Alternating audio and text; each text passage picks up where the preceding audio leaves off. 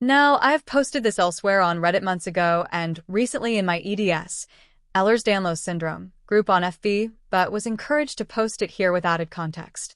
It's going to be a bit long, so buckle up and settle in. To start with, I grew up in a red state in a conservative/very religious family. I knew from a young age that I was gay, but also knew that it was unacceptable in our religion.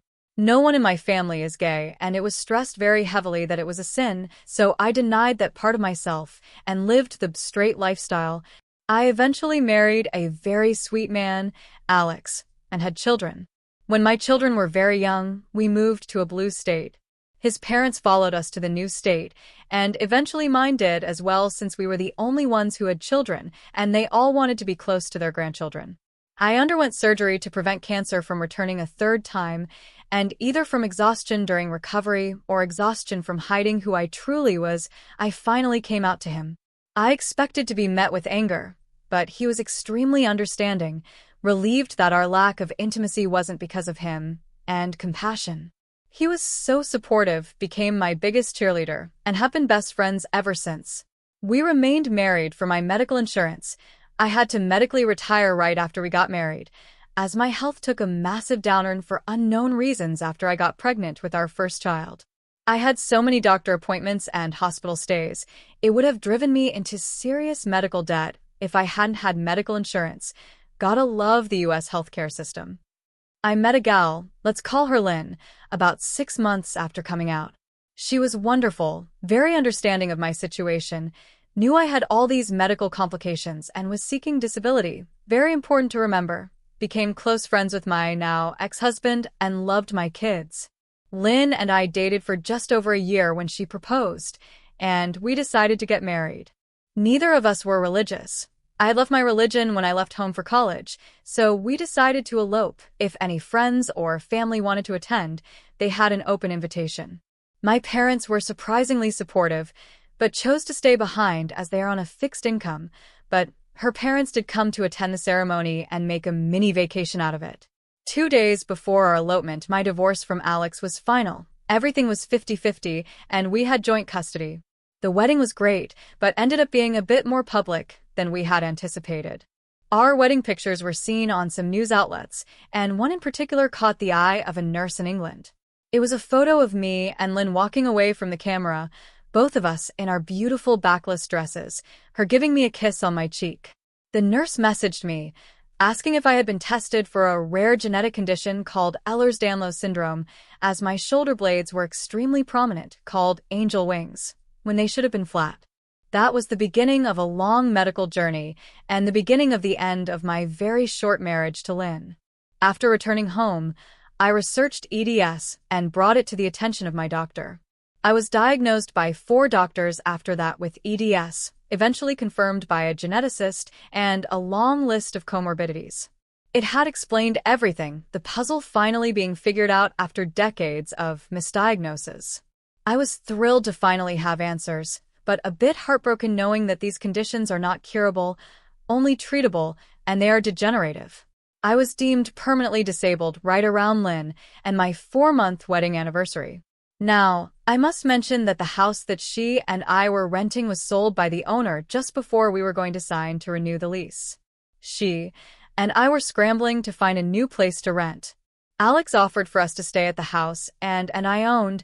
We were supposed to sell the home per the divorce decree and split the money, but I wasn't in any rush to get him to do that, so he and the kids were still living there at the time, until we could find a place. We all got along swimmingly, and all agreed that it would be a good idea. He gave us the dual rooms upstairs, and we were able to store our extra furniture and belongings in the shed in the back instead of having to rent a storage unit. All in all, it was a great, temporary arrangement, and more than most ex-husbands would do for their ex-wife and her new wife. Like I said, he's a very kind man. Plus, the kids were super excited to have all parents/bonus parent under the same roof. Remember, she knew the entire relationship that I had serious health conditions, had been through the new diagnoses thanks to our wedding photos, and I had been seeking disability since before we had met. So, now comes our 4-month wedding anniversary. On that evening, We were lying in bed watching a movie with the boys. My oldest is now M14 and have twins M11/F11. At the time, the boys were 6 and 4. They had fallen asleep during the movie, so I sent her a text saying, "I love you. Happy 4 months," so I wouldn't wake them up. She glanced over at me, stared at her phone for a minute, then texted me back. I was expecting one thing but got the opposite. It read, "Sorry. I don't want a disabled wife. I want a divorce." I was floored. I stared at my phone, dumbfounded. I waited a minute, thought she might text something like, "Just kidding," even though it wasn't exactly a joke I would think she would ever write. It didn't come. She wouldn't look at me, just stared at the movie. "Really? Are you serious?" And her reply, "Yes." I panicked. Didn't know what to do. She wouldn't look at me or get up to talk. I texted Alex about what Lynn had texted me. He tried to calm me down, telling me not to worry, and I could stay there in the rooms, and he would tell her to move out within the week. I was doing my best to sob silently, but gave up, gathered the boys, and put them in their beds so she and I could have a discussion. She said she had been thinking and that her dream was to own a ranch and raise animals, which I wouldn't be able to do or keep up. For some context, EDS is a connective tissue disorder. It affects all the joints and all connective tissue in the body, including blood vessels. One of the comorbidities of EDS is POTS, postural orthostatic tachycardia syndrome, which affects the heart rate. These are two of the many conditions that I have been diagnosed with and are important to note, as they do come up again later. Disability wouldn't do much to help pay for a ranch or animals or upkeep. It broke my heart. Her mind was clearly made up. I dissolved into tears, knowing I would have to accept what she wanted. The next morning, everyone got up, and I did my best to act normal in front of the kids. She said something cruel to my oldest in passing, and I snapped. I pulled her aside, told her she was way out of line, and that comment meant she had till the end of the day to get her things and get out. It is one thing to do something to me to break my heart, but saying something cruel to my children is unacceptable. Turns out that she had been cheating with a woman from her work. We will call her Diane. Honestly, to this day, I don't know her real name and don't want to. Diane very clearly knew about me.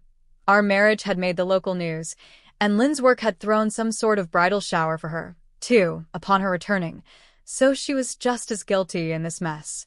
After kicking her out, the two of them ran off to another state and started up their dream ranch, raising horses, goats, and other animals.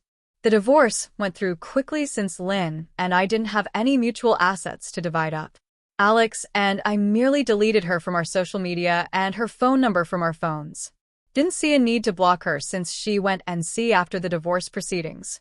She was happy to be getting on with her new life, and I was busy patching up mine, doing my best to reassure the kids and keep a happy face for them.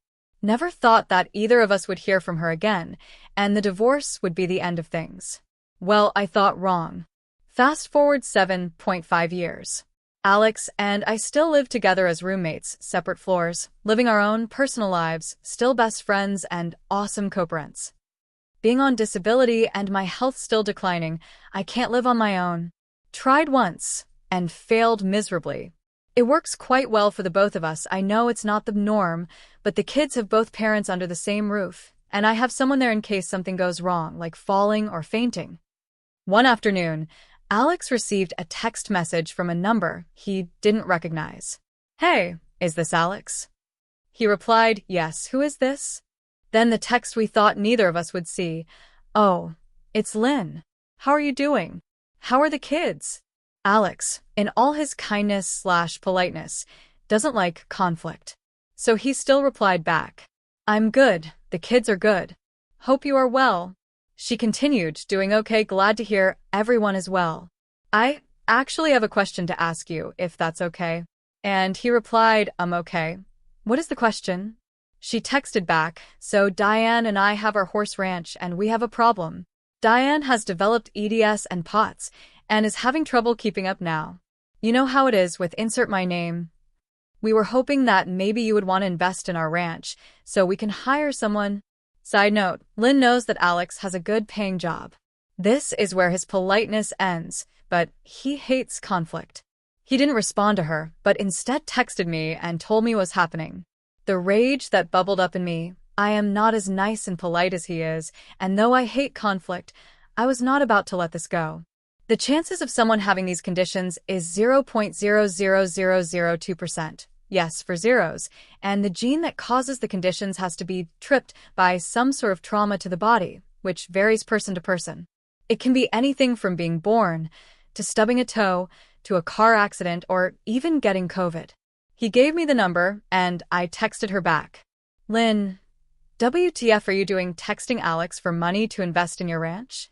I guess she wasn't surprised that I was the one to text, and she replied back, well, we thought that he would understand what we are going through since you have the same conditions. Even more angry, I texted again. Why would he support you when you left me for the exact same reason?